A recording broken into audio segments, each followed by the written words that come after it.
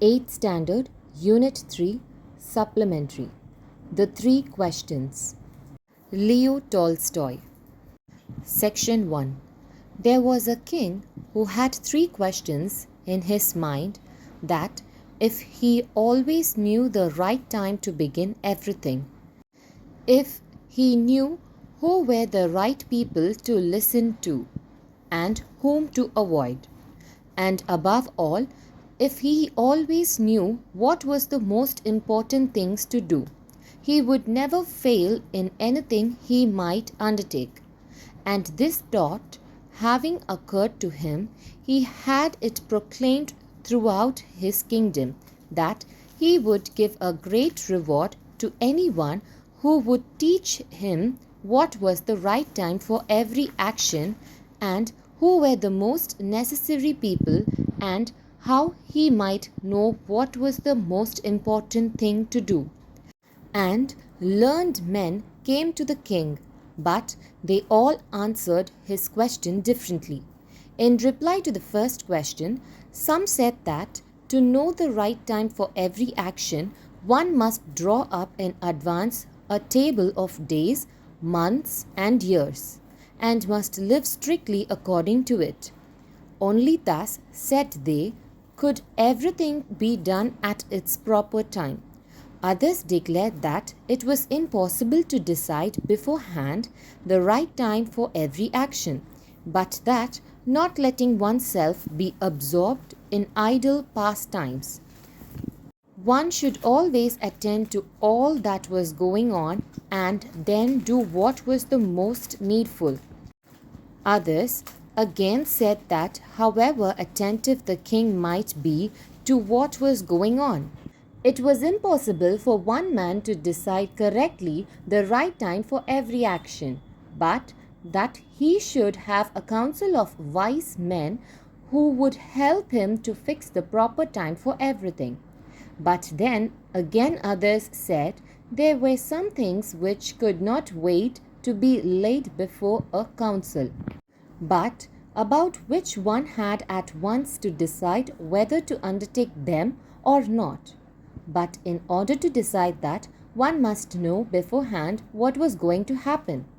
It is only magicians who know that, and therefore, in order to know the right time for every action, one must consult magicians. Equally various were the answers to the second question. Some said the king most needed were his counselors, others the priests, others the doctors, while some said the warriors were the most necessary. To the third question, as to what was the most important occupation, some replied that the most important thing in the world was science.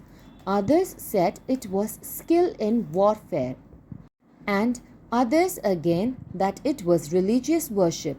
All the answers being different, the king agreed with none of them and gave the reward to none. But still wishing to find the right answers to his questions, he decided to consult a hermit, widely renowned for his wisdom. The hermit lived in a wood which he never quitted, and he received none but common folk.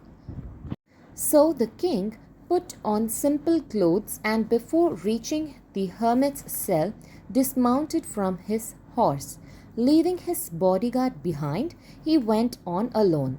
When the king approached, the hermit was digging the ground in front of his hut. Seeing the king, he greeted him and went on digging. The hermit was frail and weak, and each time he stuck his spade into the ground and turned a little earth, he breathed heavily. The king went up to him and said, I have come to you, wise hermit, to ask you to answer 3 questions. How can I learn to do the right thing at the right time? Who are the people I most need, and to whom should I therefore pay more attention than to the rest? And what are the most important and need my first attention? The hermit listened to the king but answered nothing. He just spat on his hand and recommenced digging. "You are tired," said the king. "Let me take the spade and work a while for you." "Thanks," said the hermit, and giving the spade to the king, he sat down on the ground. When he had dug 2 beds, the king stopped and repeated his questions. The hermit again gave no answer, but rose, stretched out his hand for the spade, and said, "Now rest a while, and let me work a bit." But the king did not give him the spade and continued to dig. 1 hour passed, and another. The sun began to sink behind the trees, and the king at last stuck the spade into the ground and said, "I came to you, wise man, for an answer to my questions. If you can give me none, tell me so, and I will return home." "Here comes someone running," said the hermit. "Let us see who it is." Section 2. The king turned round and saw a bearded man come running out of the wood. The man held his hands pressed against his stomach, and blood was flowing from under them. When he reached the king, he fell fainting on the ground, moaning feebly. The king and the hermit unfastened the man's clothes. There was a large wound in his stomach. The king washed it as best he could, and bandaged it with his handkerchief and with a towel the hermit had. But the blood would not stop flowing, and the king again and again removed the bandage soaked with warm blood and washed and rebandaged the wound. When at last the blood ceased flowing, the man revived and asked for something to drink. The king brought fresh water and gave it to him. Meanwhile, the sun had set, and it had become cool. So the king, with the hermit's help, carried the wounded man into the hut and laid him on the bed. Lying on the bed, the man closed his eyes and was quiet.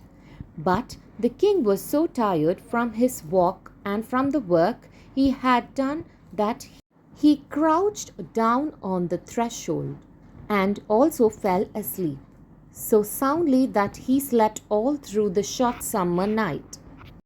When he woke in the morning, it was long before he could remember where he was, or who was the strange bearded man lying on the bed and gazing intently at him with shining eyes. "Forgive me," said the bearded man in a weak voice, when he saw that the king was awake and was looking at him. "I do not know you, and have nothing to forgive you for," said the king. "You do not know me, but I know you. I am that enemy of yours who swore to revenge himself on you, because you executed his brother and seized his property. I knew you had gone alone to see the hermit, and I resolved to kill you on your way back. But the day passed, and you did not return.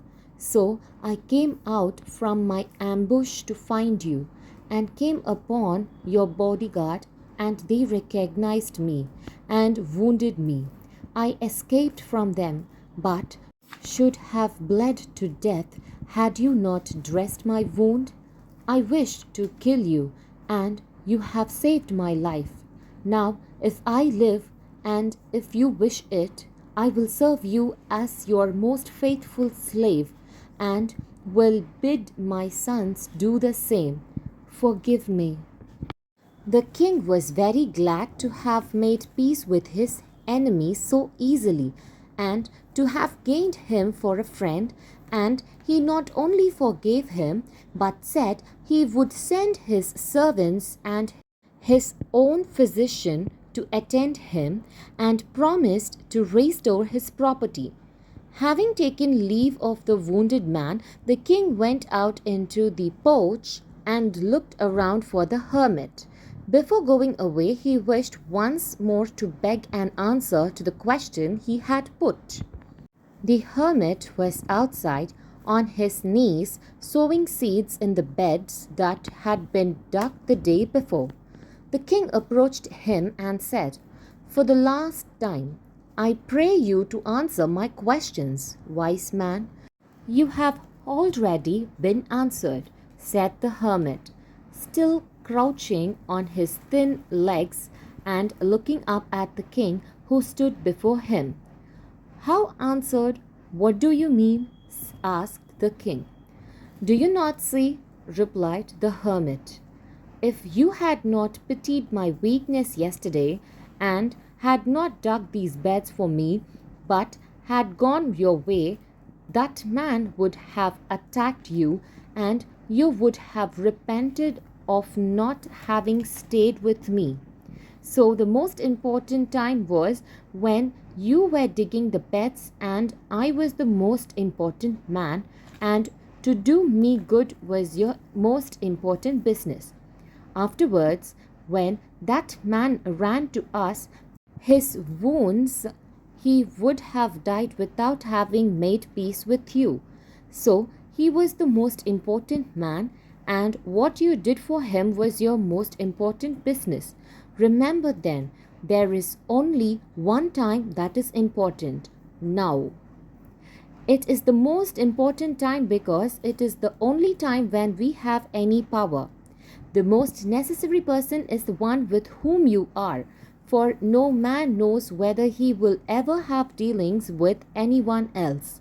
And the most important affair is to do that person good, because for that purpose alone was man sent into this life. About the author. Leo Tolstoy, 1828 to 1910, was a Russian writer who is regarded as one of the greatest authors of all time.